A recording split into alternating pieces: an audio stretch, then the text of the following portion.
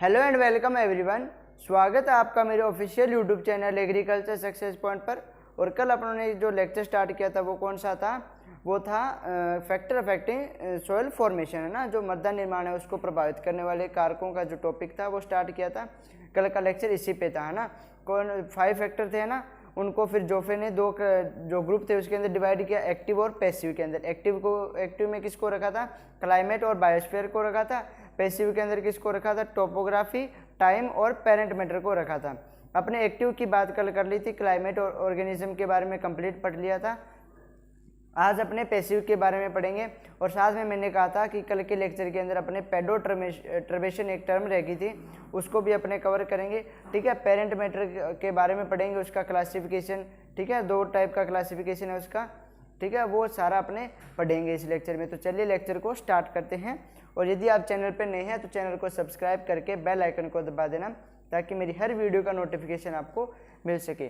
ठीक है, वीडियो को लाइक ज़रूर कर देना, ये ज़रूर करना आपको काम। अब देखिए अपने स्टार्ट करते हैं पैसिव फैक्टर।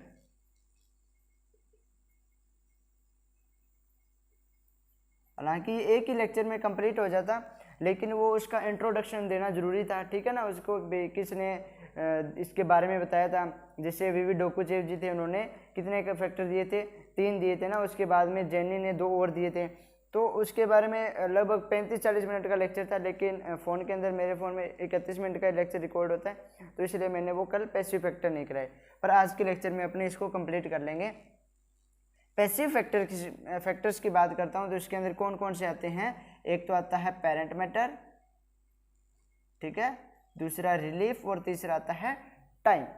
सबसे पहले मैं बात करूंगा पेरेंट मैटर की। किसकी बात करेंगे? सबसे पहले अपने पेरेंट मैटर की बात करेंगे। पेरेंट मैटर जो होता है ये एक क्या है? पैसिव फैक्टर है। ठीक है, इसके बारे में अपने क्या लिखेंगे कि जो जेनी साइंटिस्ट की अपनों ने बात की थी, जिन्होंने क्या था इसको इक्वेशन के रूप में बताया था, इनको 5 फैक्टर्स को। ठीक है, उन्होंने क्या बोला कि जो पेरेंट मैटर होता है वो किसी भी सॉइल का एक जो इनिशियल स्टेज होती है ना, प्राथमिक अवस्था होती है किसी भी सॉइल के फॉर्मेशन के लिए पेरेंट मैटर। ठीक है, मतलब जो सॉइल फॉर्म हो रही है वो पेरेंट मैटर पे ही डिपेंड करती है, वो उसकी प्राथमिक अवस्था होती है। जैसे बात करूं मैं इग्नियस रॉक की। ठीक है, इग्नियस रॉक के अंदर मैंने आपको 2 एग्जांपल लिखाए थे। कौन से? एक तो ग्रेनाइट और एक बेसाल्ट। मैंने कहा था ये बहुत इंपॉर्टेंट इसके एग्जांपल हैं। ठीक है, जो ग्रेनाइट से बनती है वो सैंड सॉइल होती है। ठीक है, ग्रेनाइट से सैंड सॉइल बनती है और बेसाल्ट से ब्लैक सॉइल बनती है। ठीक है, तो अपने क्या बोलेंगे कि जो सैंड सॉइल है ना, इसका पेरेंट मैटर क्या है? तो इग्नियस रॉक है। तो ये क्या है? इसकी इनिशियल स्टेज है। ठीक है, अपने पढ़ी क्या रहे हैं? सॉइल फॉर्मिंग प्रोसेस, मतलब सॉइल की फॉर्मेशन कर रहे हैं, चाहे वो सैलाइन सॉइल बन रही है, चाहे एसिड सॉइल बन रही है, चाहे कोई सी भी सॉइल बन रही है ना, तो उसकी बात करें तो यहाँ पे मान लो सैंड सॉइल बन रही है, तो इसका पेरेंट मैटर क्या है? Igneous rock. तो ये इसकी इनिशियल स्टेज ही क्या है? पेरेंट मैटर रहा है ना। भी इसकी जो शुरुआत है वो कहाँ से हुई है? इग्नियस रॉक से हुई है। तो याद रख लेना, कोई भी जो सॉइल होती है उसकी इनिशियल स्टेज, एग्जाम के अंदर पूछा जाए सॉइल की इनिशियल स्टेज क्या होती है, तो क्या लिखेंगे अपने? पेरेंट मैटर होती है। बात करूं मैं ग्रेनाइट की, तो ग्रेनाइट का एग्जांपल मैंने किसके अंदर लिखाया था? एसिड इग्नियस रॉक के अंदर। और बेसाल्ट को किसके अंदर लिखाया था? बेसिक इग्नियस रॉक के अंदर। तो मतलब इसके अंदर तो क्या होंगे? साल्ट हाई होंगे और इसके अंदर एसिड की जो मात्रा होगी वो ज़्यादा होगी ना। ठीक है, तो ये चीज़ होती है, पेरेंट मैटर इस प्रकार से इफेक्ट करता है। ठीक है, कि कोई भी जो सॉइल है उसका जो फर्स्ट स्टेज है या इनिशियल जो स्टेज है वो क्या होती है? सॉइल की पेरेंट मैटर होती है। अपने इस प्रकार से एग्जांपल से इसको अच्छे तरीके से समझ सकते हैं। इसके बारे में मैं बात करता हूँ टाइप्स ऑफ पेरेंट मैटर। ठीक है, और ज़्यादा से ज़्यादा इस प्लेटफॉर्म से स्टूडेंट्स को जोड़िए। और आपके लिए एक चीज़ बताता हूँ कि कल आपको पता होगा कि प्री एग्ज़ाम है ना इफ़को का, तो आप सभी लोग तैयार रहना। ठीक है, कल आपका शायद 11 बजे है इफ़को का एग्ज़ाम, तो आप 10:45 पे उसको लॉगिन कर सकते हैं। ये ऐसा इंस्ट्रक्शन उसके अंदर लिखी हुई थी ना, तो आप याद करके 10:45 पे उसको लॉगिन कर लेना। और उसके अंदर लिखा हुआ है कि 11:05 पे आप जो है उसको लॉगिन नहीं कर सकते हैं। आपका जो पेपर है वो स्टार्ट नहीं हो सकता है, आपको 11 बजे से पहले करना होगा। तो कल याद रख करके पेपर को जरूर देना। पेरेंट मैटर की बात करता हूँ तो इसके टाइप्स की बात आती है तो इसके अंदर 2 टाइप है। कौन कौन से? एक तो आता है रेजिडुअल पेरेंट मैटर, ठीक है, और दूसरे कौन से होते हैं पेरेंट मैटर? एक होते हैं ट्रांसपोर्टेड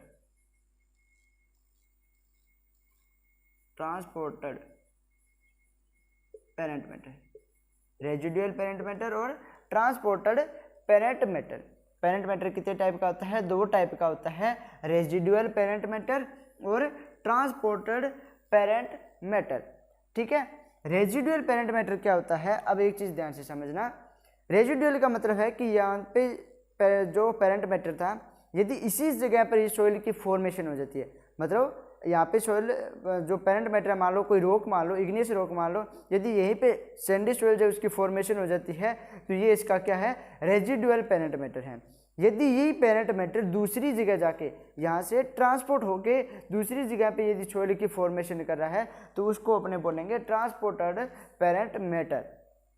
इसकी डेफिनेशन क्या लिखेंगे रेजिडुअल की? Soil formed same place, soil formed at same place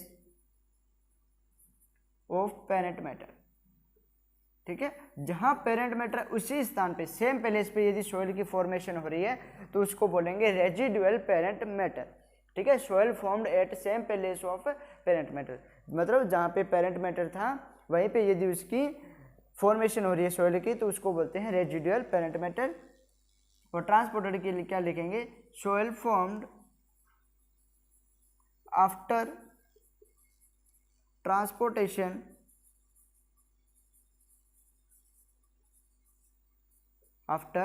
transportation of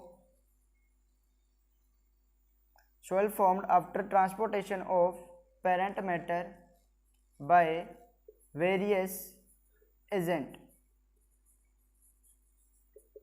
ठीक है।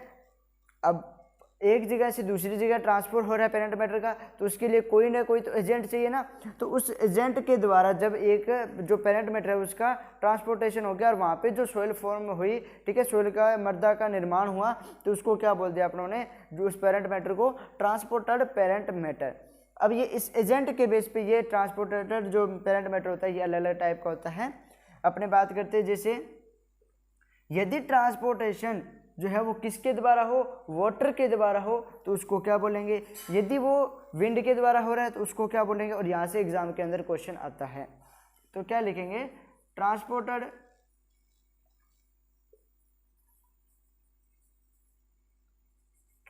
ऑफ पेरेंट मैटर, या ऐसे लिख लो ट्रांसपोर्टेशन ऑफ पेरेंट मैटर,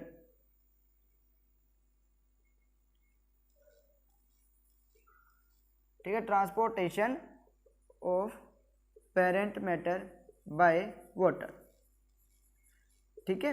यदि पेरेंट मैटर का जो ट्रांसपोर्टेशन है वो किसके द्वारा हो रहा है? वाटर के द्वारा हो रहा है तो उसको क्या बोलेंगे अपने? एलुवियम,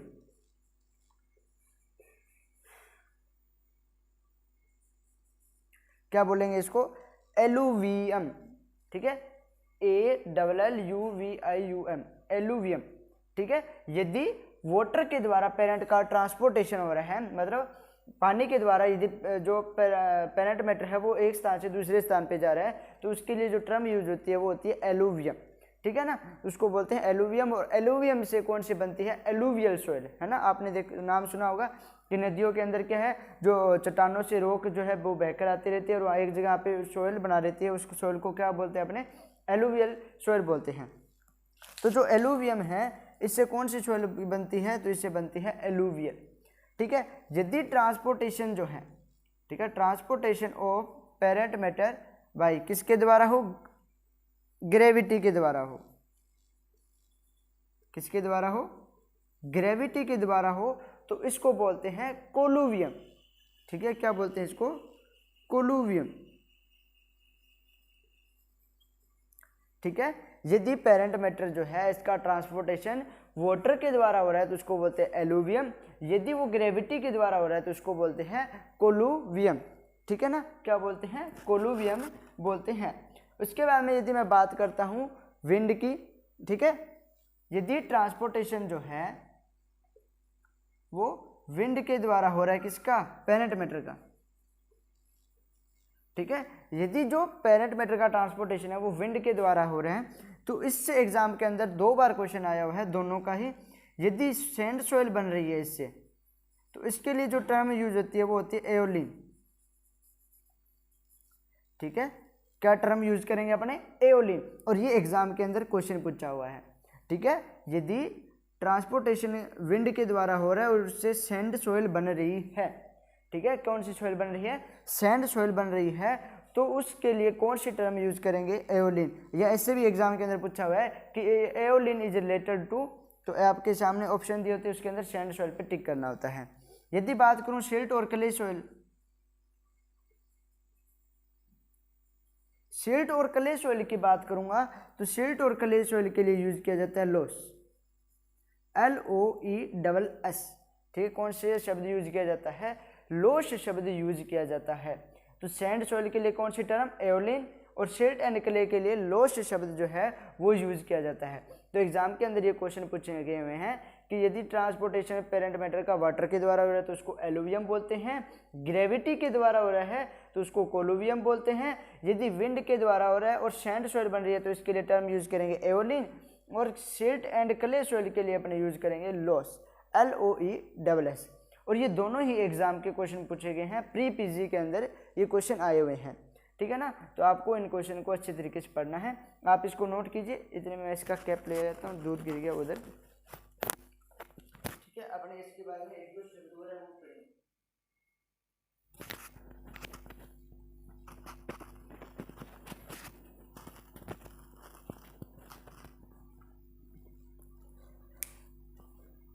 नोट कर लिया होगा, है ना?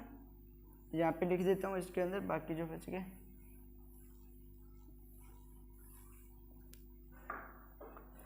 तीन अपनों ने पढ़ लिए, एलुवियम, कोलुवियम, एओलिन और लोस। ठीक है, इसके बाद में मैं आपको बताता हूँ, 3 हो गए। हाँ, यदि ट्रांसपोर्टेशन जो है पेरेंट मैटर किसके द्वारा हो रहा हो, अब जो एजेंट लेना है वो लेना है ग्लेशियर। ठीक है, यदि ग्लेशियर ड्रिफ्ट के द्वारा हो रहा है तो उसको क्या बोलते हैं? उसको बोलते हैं मोराइन। याद रख लेना, क्या बोल रहा हूं? मोराइन।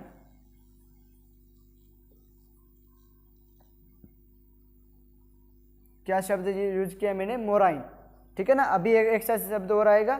ठीक है ना, वहां पे बच्चे बहुत कंफ्यूज होते हैं। तो यदि ग्लेशियर ड्रिफ्ट से हो रहा है तो उसको बोलते हैं मोराइन। यदि जो ट्रांसपोर्टेशन है पेरेंट मैटर का वो किसके द्वारा हो? एजेंट यहाँ पे अब ले रहे हैं अपने सी, समुद्र को। अब यदि सी के द्वारा हो रहा है, ठीक है, तो उसके लिए अपने जो टर्म यूज करते हैं वो होती है मेराइन। ठीक है ना, तो मोराइन और मेराइन के अंदर कंफ्यूज नहीं होना है। यदि ग्लेशियर ड्रिफ्ट के द्वारा हो रहा है तो उसको बोलते हैं मोराइन, और यदि पेरेंट मैटर का जो ट्रांसपोर्टेशन है वो सी, समुद्र के द्वारा हो रहा है तो उसको बोलते हैं मेराइन। ठीक है ना, मेराइन वाटर, ये चीज़ें आपने सुनी होगी। तो मेराइन और मोराइन के अंदर आपको कंफ्यूजन नहीं होना है। तो ये था पेरेंट मैटर। ठीक है, अपना पेरेंट मैटर जो है वो फैक्टर कंप्लीट हो चुका है। इसके बाद में अपने रिलीफ और टोपोग्राफी की बात करेंगे। ठीक है, और ज़्यादा से ज़्यादा वीडियो को शेयर करना, और आपका इफ्को का एग्ज़ाम है और ठीक है ना, कल जो है, और उसके अंदर यदि सोयल साइंस का कोई क्वेश्चन आता है, जितने अपनों ने अभी तक टॉपिक किए हैं उसी में से आएगा। ठीक है ना, ये जरूर है कि आपको एक भी क्वेश्चन अलग से देखने को नहीं मिलेगा। जितने अपने टॉपिक के हैं उन्हीं में से आपको देखने को मिलेंगे क्वेश्चन सारे। ठीक है ना, पेरेंट मैटर के बाद में सेकेंड नंबर पे मैं बात करता हूँ रिलीफ की। ठीक है, रिलीफ, या जिसको बोलते हैं अपने टोपोग्राफी।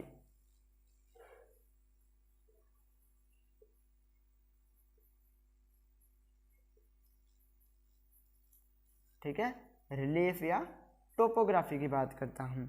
अब देखिए, रिलीफ या टोपोग्राफी के अंदर क्या होता है कि हाइट और जो स्लोप होता है इसके बेस पे जो है 2 टाइप की सोइल फॉर्मेशन हो जाती है।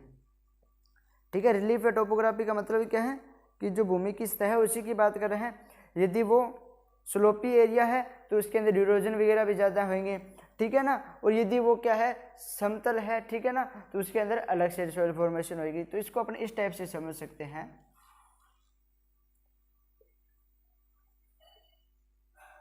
अब देखिए यहाँ पर आपको अच्छे से समझना है, ये स्लोप कुछ ज़्यादा ही नहीं हो गया क्या ठीक है। अब देखिए इरोजन की बात आएगी तो यहाँ देखिए स्लोपी एरिया है, स्लोपी एरिया पे जैसे चाहे पानी हो चाहे बारिश हो, ज़्यादा होएगा इरोजन, ठीक है ना। तो स्लोप के कारण यहाँ वाले जो मैटर है, ठीक है, जो भी पेरेंट मैटर है चाहे सोइल है, वो क्या होगी, एक स्थान से दूसरे स्थान पे चले जाएगी। तो यहाँ से आके यहाँ पे क्या होगी, जमा हो जाएगी। तो यहाँ पे तो इरोजन होता है, ठीक है, और यहाँ पे इरोजन नहीं होगा, ठीक है, ना के बराबर होता है। तो अपने बात करें रिलीफ या टोपोग्राफी, ठीक है, वो किस प्रकार से इफेक्ट करती है सॉइल फॉर्मेशन में। यदि स्लोपी एरिया है तो वहाँ पे इरोजन बहुत ज़्यादा होता है, और जो समतल एरिया वहाँ पे इरोजन नहीं होता है। दूसरी बात करूँ तो यहाँ का जो कलर होगा ना, वो कैसा होएगा, लाइट कलर होएगा, ठीक है। और यहाँ पे क्या है, ये वाला पेरेंट मैटर जो है यहाँ पे आके इकट्ठा हो रहा है, ठीक है, तो यहाँ पे क्या हो जाएगा, डार्क कलर हो जाएगा, ठीक है। तो यहाँ का कलर कैसा रहेगा, डार्क कलर रहेगा। न्यूट्रेंट की बात करूँ तो यहाँ पे क्या होंगे, लो न्यूट्रेंट होंगे, क्योंकि यहाँ वाले न्यूट्रेंट तो क्या हो गए, स्लोप के कारण बहकर नीचे आ गए, और यहाँ पे न्यूट्रेंट की मात्रा क्या हो जाएगी, हाई न्यूट्रेंट, ठीक है। उसके बाद में मैं क्या बात करता हूँ, कलर की बात होगी, इरोजन की बात होगी, हाई न्यूट्रेंट हो गया, ठीक है ना। अब एक चीज़ देखिए, जब बारिश हुई, वाटर के कारण यहाँ की सोइल सारी ट्रांसपोर्टेशन होगी, तो इसकी हाइट जो है वो कम होती जाएगी ना, और यहाँ पे आके जमा हो रही है तो इसकी हाइट जो है बढ़ती जाएगी। तो इसकी हाइट क्या होती है, ज़्यादा, हाइट इसकी ज़्यादा होती है, और यहाँ पे लो हाइट होती है, ठीक है। आई होप कि आपको रिलीफ या टोपोग्राफी समझ आ गया होगा कि जो स्लोपी एरिया है उस पर इफेक्ट किससे पड़ता है, और जो समतल एरिया उस पर कैसे है। स्लोप के कारण सारे न्यूट्रेंट बह के आ जाएंगे, जिसके कारण यहाँ का कलर भी डार्क हो जाएगा, न्यूट्रेंट भी हाई हो जाएंगे, और इसकी जो हाइट है वो भी बढ़ जाएगी। अब यहाँ से एक इसके बारे में ज़्यादा कुछ नहीं पूछा जाता है, पर आप एक चीज़ यहाँ से समझिए, ये अलग चीज़ होगी, ये अलग चीज़ होगी। मतलब अपने डिफरेंस करना चाहें तो अपने इनमें आसानी से डिफरेंस कर सकते हैं। कैसे, इसकी हाइट कम है, इसकी हाइट ज़्यादा है, यहाँ न्यूट्रेंट कम है, यहाँ न्यूट्रेंट ज़्यादा है, यहाँ इरोजन ज़्यादा होता है, यहाँ इरोजन कम होता है, इसका कलर लाइट है, इसका कलर डार्क है। मतलब दो टाइप की सोइल बन गई, और यहाँ से एक टर्म निकलती है कैटिना, ठीक है। ये कैटिना शब्द है, ये कैटरीना नहीं है, ठीक है ना। तो जो कैटिना शब्द है वो यहाँ से बनता है। अब कैटिना होता क्या है, ये जो है मिलने ने दिया था, कैटिना जो शब्द है वो किसने दिया था, मिलने ने दिया था। किसने दिया था, मिलने ने दिया था कैटिना शब्द। अब कैटिना क्या होती है कि जब सारे जो सोइल फॉर्मिंग फैक्टर्स थे, कितने थे, 5 फैक्टर थे ना, जो पांचों फैक्टर है वो सेम हो, ठीक है ना, सिमिलर हो, लेकिन टोपोग्राफी के अंदर जो डिफरेंस आ गया, ठीक है ना, यहाँ स्लोपी है और यहाँ समतल है, तो इसके कारण जो डिफरेंस आ गया ना, तो उसके कारण दो टाइप की सोइल बन गई, है ना, एक येरी और एक येरी। ये दो टाइप की सोइल बन जाती है, इसी को बोलते हैं अपने कैटिना, ठीक है। समझ आ गया होगा। क्या लिखेंगे डेफिनेशन इसकी कि when sorry when all soil forming factor are similar, ठीक है, when all soil forming factor are similar but due to difference of topography, two types of soil are formed, that is called कैटिना,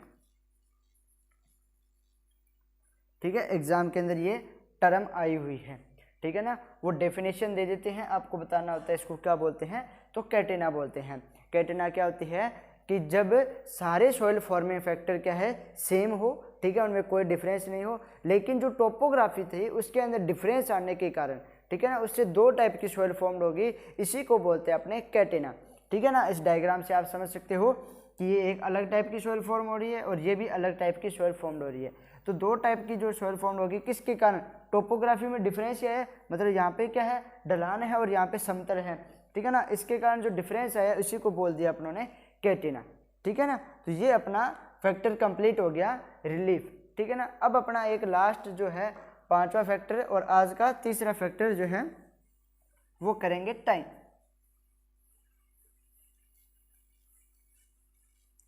एक minute बस मैं class को देख लेता हूँ सही चल रही है क्या, कहीं बंद न हो गई हो।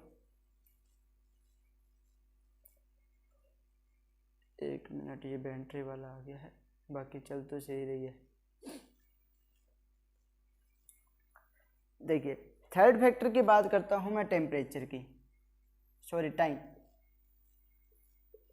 ठीक है, टाइम की बात आती है। अब देखिए आपने लोगों ने सुना होगा कि जो 1 इंच सॉइल बनने में बहुत सारे हजारों साल लग जाते हैं ना, तो टाइम के साथ साथ क्या है धीरे धीरे सॉइल की फॉर्मेशन होती है, तो ये भी इफेक्ट करता है। तो 1 इंच जो सॉइल है, 1 इंच सॉइल फॉर्म्ड, ठीक है ना, 1 इंच सॉइल की फॉर्मेशन में कितना टाइम लगता है, लगभग 900 से 1000 साल लग जाते हैं, ठीक है। 1 इंच सॉइल फॉर्म्ड 900 ईयर्स, ठीक है ना। 1 इंच सॉइल बनने में कितने साल लगे, 900 से 1000 साल लगे, ठीक है ना। तो टाइम इसको इफेक्ट कर रहा है ना कि बहुत ज़्यादा टाइम ले रही है, 1 इंच सॉइल बनने में कितने लगे, 900 से 1000 साल लगे, ठीक है ना। इसका एग्जाम्पल भी अपने पास है, कौन सा, एलुवियल सॉइल, ठीक है ना।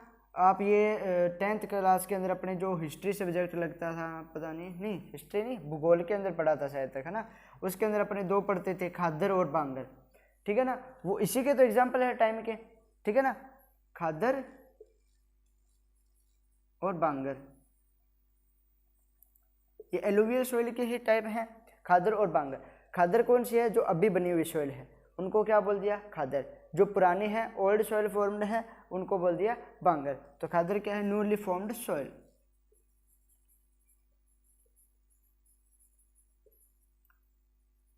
ठीक है, न्यूली फॉर्म्ड सॉइल क्या कहलाती है, खादर, और ओल्ड सॉइल जो है वो क्या कहलाती है, बांगर कहलाती है, ठीक है ना। तो एलुवियल सॉइल है, इसका हाईएस्ट एरिया अपने इंडिया के अंदर, ठीक है ना। तो याद रख लेना टाइम भी कैसे इफेक्ट कर रहा है कि 1 इंच जो सॉइल है उसके अंदर भी कितने टाइम ले रहा है, 900 से 1000 साल ले रहा है। एलुवियल सॉइल के अंदर खादर और बांगर दो टर्म यूज होती हैं, या इसके मान सकते हैं दो टाइप है। खादर कौन सी है, जो अभी बनी हुई सॉइल है, न्यूली फॉर्म्ड सॉइल है, उनको बोल दिया खादर, और बांगर कौन से, ओल्ड जो सॉइल है उसकी बात हो गई, ठीक है ना। इसके बाद में अपने ये हो गया अपना सॉइल फॉर्मिंग फैक्टर्स। अब अपने बात करते हैं, मैंने आपको बताया था कि एक टर्म रहती है, ठीक है ना, उसकी बात कर लेते हैं, कौन सी, पेडोट्रबेशन। पेडोट्रबेशन क्या होता है जी, कि जो सॉइल प्रोफाइल है वो मिक्स हो जाए, ठीक है ना, उसको बोल देते हैं अपने पेडोट्रबेशन। अपने सॉइल प्रोफाइल पढ़ी थी ना फर्स्ट लेक्चर के अंदर, ठीक है ना, तो उसके अंदर जो मिक्सिंग होती है उसको बोल देते हैं अपने पेडोट्रबेशन, पेडोट्रबेशन।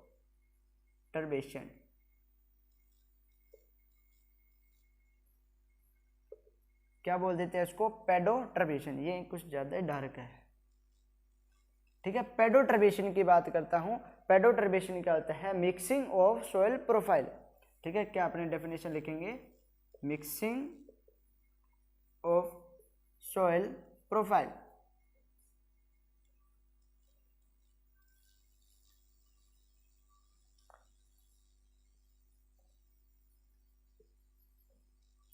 चलो अपने तो बढ़िया फायदा ही है, डार्क है तो अच्छे दिखेगा ना। तो मिक्सिंग ऑफ सॉइल प्रोफाइल, ठीक है ना, जो सॉइल प्रोफाइल है उसकी मिक्सिंग हो जाती है उसको बोल देते हैं अपने पेडोट्रबेशन। इसके लिए जो रिस्पॉन्सिबल होता है वो कौन होता है, सॉइल जो माइक्रोब्स होते हैं उनके द्वारा ये पेडोट्रबेशन जो प्रोसेस होती है वो कंप्लीट होती है, ठीक है ना, किसके द्वारा, सोयल माइक्रोब्स के द्वारा, ठीक है, सोयल माइक्रोब्स के द्वारा। अब ये जो सोयल माइक्रोब्स होते हैं इनको आगे फिर दो टाइप से क्लासिफाई किया जाता है, सोयल फौना और soil flora, soil fauna, soil flora, ठीक है ना। अपनों ने जब कल क्लाइमेट पढ़ रहे थे, ठीक है ना, तो उसके अंदर मैंने आपको बोला था कि दो टर्म जो है अपने मैं आगे पढ़ाऊंगा आपको, सोयल फौना और सोयल फ्लोरा, ठीक है ना। तो उसकी बात हो रही है यहाँ पे, सोयल फौना और सोयल फ्लोरा। अब सोयल फौना और सोयल फ्लोरा जो है वो किसके बिहाव पे बांटी हुई है, वो बांटी हुई है ऑर्गेनिज्म जो होते हैं अपने माइक्रो ऑर्गेनिज्म, उसके बेस पे बांटी हुई है, ठीक है ना। अब सोयल फौना और सोयल फ्लोरा के अंदर अपने क्या चीज़ देखेंगे, सोयल फौना और फ्लोरा के अंदर डिफरेंस की बात करूँ तो सबसे पहले जो सोयल फौना होती है इसके अंदर सेल वाल प्रेजेंट नहीं होती है। अपने बात माइक्रोब्स की कर रहे हैं ना, क्योंकि जो मिक्सिंग होती है सोयल प्रोफाइल के अंदर तो अंदर तो माइक्रोब्स ही रहते हैं, उसके द्वारा होती है। तो उनको फिर आगे दो टाइप में डिवाइड कर दिया, सोयल फौना और सोयल फ्लोरा। अब इनमें डिफरेंस क्या है, यदि सेल वाल प्रेजेंट नहीं है तो वो तो आएंगे सोयल फौना के अंदर, और जिनमें सेल वाल प्रेजेंट होती है वो आते हैं सोयल फ्लोरा के अंदर। तो यहाँ क्या लिखेंगे, सेल वाल नॉट प्रेजेंट,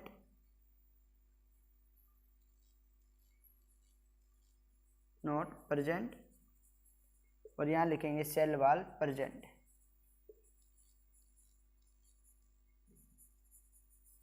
ठीक है, सेल वाल नॉट प्रेजेंट, और यहाँ लिखेंगे सेल वाल प्रेजेंट।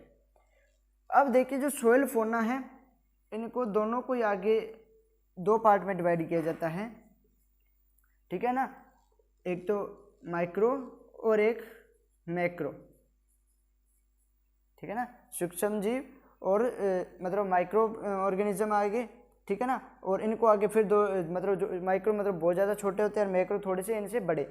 यहाँ पे भी इसके दो टाइप है, माइक्रो और मैक्रो। अब एक चीज़ बताइए, जो प्रोटोजोआ होता है उसके अंदर सेल वाल नहीं होती ना, और वो बहुत ही सूक्ष्म जीव होता है, तो वो जो अपने इसके अंदर सेल वाल जो नहीं है उनको रख रहे हैं, तो जो प्रोटोजोआ होता है वो किसके अंदर आएगा, माइक्रो के अंदर, ठीक है ना। अपने ये भी बोल सकते हैं ये क्या है, इसके एजेंट हैं, ठीक है ना। तो सॉरी माइक्रो माइक्रो लिख दिया क्या, प्रोटोजोआ, ठीक है, प्रोटोजोआ किसके अंदर आ गया, माइक्रो के अंदर। अब मैक्रो के अंदर कौन आएंगे, आप ऐसी चीज देखो जिनके अंदर सेल वाल प्रेजेंट नहीं होती और ठीक है वो थोड़े से बड़े होते हैं, जो उसके अंदर मैं आपको बताता हूँ, एंड्स, चींटियों की बात कर रहा हूँ, ठीक है ना। एंड्स के अंदर सेल वाल प्रेजेंट नहीं होती और वो किसके अंदर आते हैं, मैक्रो के अंदर आते हैं। अर्थवर्म्स, अर्थवर्म्स भी किसके एग्जाम्पल है, सोयल फौना के एग्जाम्पल है। अब एग्जाम के अंदर ये नहीं पूछा जाता मैक्रो और माइक्रो, ये पूछा जाता है कि which of the following is a soil fauna. तो आपको बताना होता है कि यदि प्रोटोजोआ और अर्थवर्म में से कोई एक दिया है तो उस पर आपको टिक करना होता है। या ऐसे पूछ लेते हैं कि सेल वाल प्रेजेंट किसके अंदर होती है, सोयल फौना के अंदर होती है, सोयल फ्लोरा के अंदर, तो सेल वाल प्रेजेंट किस में होती है, सोयल फ्लोरा में प्रेजेंट होती है। माइक्रोब्स की बात करूँ, ठीक है, सॉरी सोयल फ्लोरा की बात करूँ तो इसके अंदर मैक्रो और माइक्रो में क्या आएंगे, माइक्रो के अंदर आएंगे बैक्टीरिया, बैक्टीरिया के अंदर भी होती है, फंगी के अंदर भी होती है और एक्टिनोमाइसीटीज के अंदर भी होती है। वो तीनों इसके एग्जाम्पल हैं माइक्रो के। कौन कौन से, बैक्टीरिया, फंगी और एक्टिनोमाइसीटीज। और ये टीचर बहुत सारे टीचर्स बताते नहीं है सोयल फौना और फ्लोरा के बारे में, और एग्जाम के अंदर क्वेश्चन भी आता है, ठीक है ना। तो आप इस चीज़ को अच्छे से याद कर लेना, ठीक है ना। मैक्रो की बात करूँ तो मैक्रो में आ जाएंगे प्लांट रूट्स, ठीक है, प्लांट रूट्स, ठीक है। तो ये है जो पेडोटर्बेशन है वो क्या होती है, मिक्सिंग ऑफ सोयल प्रोफाइल। इसके जो एजेंट होते हैं वो कौन होते हैं, सोयल माइक्रोब्स होते हैं। माइक्रोब्स को आगे फिर दो टाइप में डिवाइड किया, सोयल फौना और फ्लोरा। सोयल फौना में वो आएंगे जिनमें सेल वाल प्रेजेंट नहीं होती, और सोयल फ्लोरा में वो आएंगे जिनमें सेल वाल प्रेजेंट होती है। किन में प्रेजेंट होती है, बैक्टीरिया, फंगी, एक्टिनोमाइसीटीज और प्लांट रूट्स की बात करेंगे। और सोयल फौना के एग्जाम्पल क्या है, प्रोटोजोआ और अर्थवर्म्स है। एग्जाम्पल से ही डायरेक्ट क्वेश्चन पूछा जाता है। इसके बाद में इसका क्लासिफिकेशन है, 4 टाइप का पेडोटर्बेशन होता है। 1 मिनट देख लेते हैं वीडियो को कि कितना टाइम रह गया है, 2 मिनट रह गए हैं, फिर भी अपने कर लेंगे इसको, क्योंकि उसके अंदर पढ़ने वाला कुछ नहीं है, बस आपको नाम याद रखने हैं।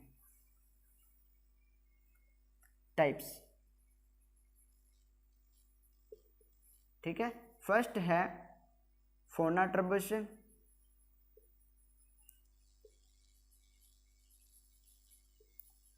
ठीक है। सेकंड है फ्लोरा पेडोट्रबेशन, थर्ड है आर्जिलिक पेडोट्रबेशन और फोर्थ है क्रायोपेडोट्रबेशन। अब जल्दी से इसको समझ लीजिए। फोना पेडोट्रबेशन क्या होता है कि जब सोइल प्रोफाइल की मिक्सिंग है वो फोना के द्वारा, फोना के अंदर अपने ने जो प्रोटोजोआ, अर्थवर्म और एंट्स लिखे हैं उनके द्वारा यदि मिक्सिंग होती है तो उसको बोलते हैं अपने फोना पेडोट्रबेशन, ठीक है।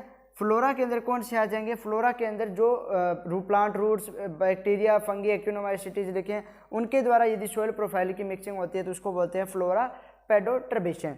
यदि आर्जिली के अंदर क्या लिखेंगे कि जो सोइल प्रोफाइल है उसके अंदर क्ले की मिक्सिंग होती है, किसकी, क्ले जो सोइल होती है, ठीक है ना, क्ले की जो मिक्सिंग होती है उसको क्या बोल देते हैं अपने आर्जिलिक पेडोट्रबेशन। और क्रायोपेडोट्रबेशन, जब पेडोट्रबेशन है वो किसके द्वारा हो, लो टेम्परेचर के द्वारा हो। व्हेन पेडोट्रबेशन, या ऐसे लिखेंगे soil profile mixing by low temperature, ठीक है। जब कम तापमान के द्वारा सोइल प्रोफाइल की मिक्सिंग होती है तो उसको बोलते हैं क्रायोपेडोट्रबेशन, जैसे आपने क्रायोप्रिजर्वेशन नाम सुना होगा, ठीक है। तो आई होप कि आपको लेक्चर अच्छा लगा होगा। चैनल को जरूर सब्सक्राइब कर देना। Thank you.